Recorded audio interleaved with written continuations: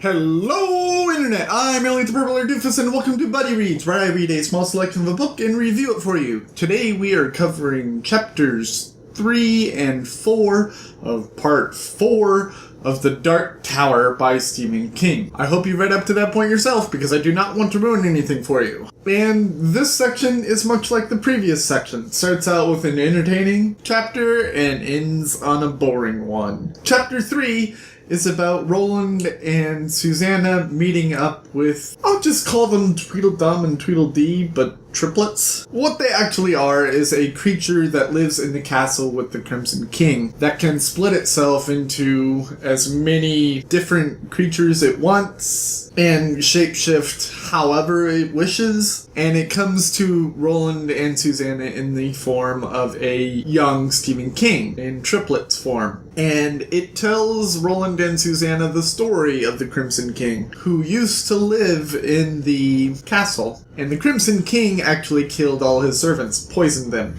and killed himself, which has the creature telling Roland that Roland cannot destroy the Crimson King because he cannot kill something that is already dead. And the Crimson King was obsessed with the Dark Tower, much like Roland was, which is why the Crimson King is at the top of the Dark Tower right now. And the creature is very worried about what the Crimson King is going to do there now that he can't be killed. And there is even a discussion of if he had Roland's weapons, he could destroy the tower with or without a beam. So it kind of puts a ticking clock on the search for the Dark Tower. And while the triplets are telling this story, Roland kind of turns to Susanna and says, "Do you remember what I told you about the castle?" And she says, "Yeah, not to say a word." Which is, well, she says a lot for not saying a word. But that's not what he was talking about. He says, "No, I told you something else. I told you about temptation. And when you're really close, there's a temptation to quit, a temptation to give in."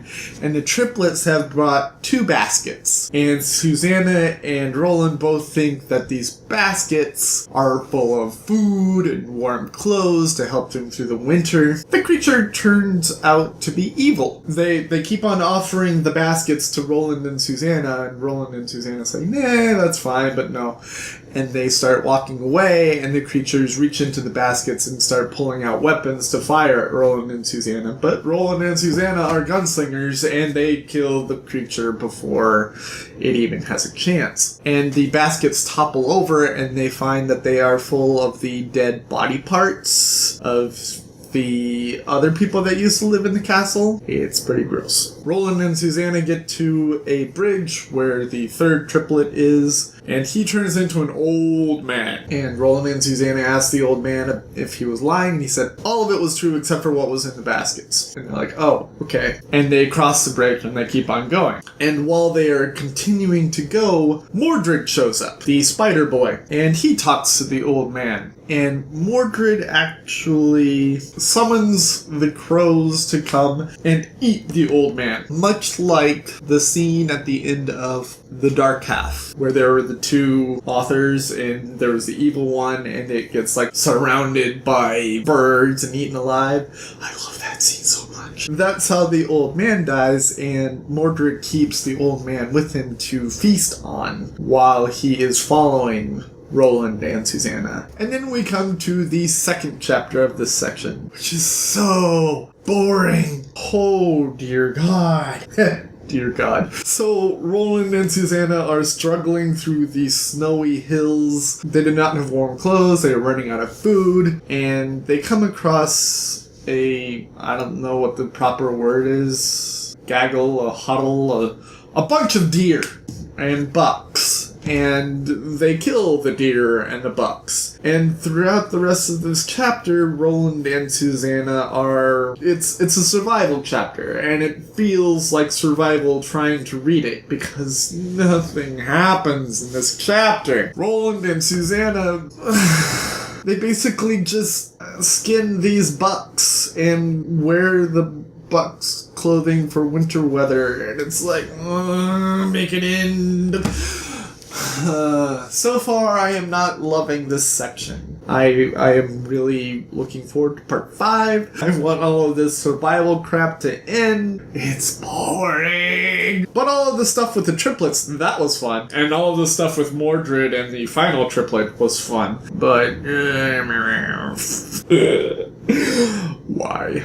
Oh wait, at the end they are doing shifts, staying watch so that they aren't both attacked by Mordred in their sleep. And Susanna has a nightmare. Another nightmare, much like the nightmare at the beginning of this part. It's the same dream. Eddie and Jake, and I forgot to mention they're in like Christmas sweaters and hats, and they're drinking hot cocoa, and Susanna's like, this is heaven. Jake and Eddie are just warning her. They're just warning her about Delando. They're warning her about Mordred. They're just warning her over and over again, and she's not really taking it in because, again, it's dreams, and how often do you actually remember every single word that was said in a dream? I kind of think dreams are bullshit, but that's just me. And Roland wakes her up at the end of the section and says, Mordred is nearby, keep watch. And he goes to sleep while she is awake, and Mordred is skittering around. And that is pretty much where the section ends. I am so looking forward to them actually getting somewhere. I'll be honest, this part is kind of killing my interest. But I'm so close to being done. If you like what I'm doing, go ahead and hit the subscribe button. If you like this video specifically, go ahead and click the like button. And go ahead and leave a comment. Any comment. Letting me know just anything that you'd like me to know about yourself. I've been like the Purple Hair Doofus. This has been Buddy Reads, reminding you to watch your pajama radius. And I will see you all in the next section of The Dark Tower by Stephen King. Toodles!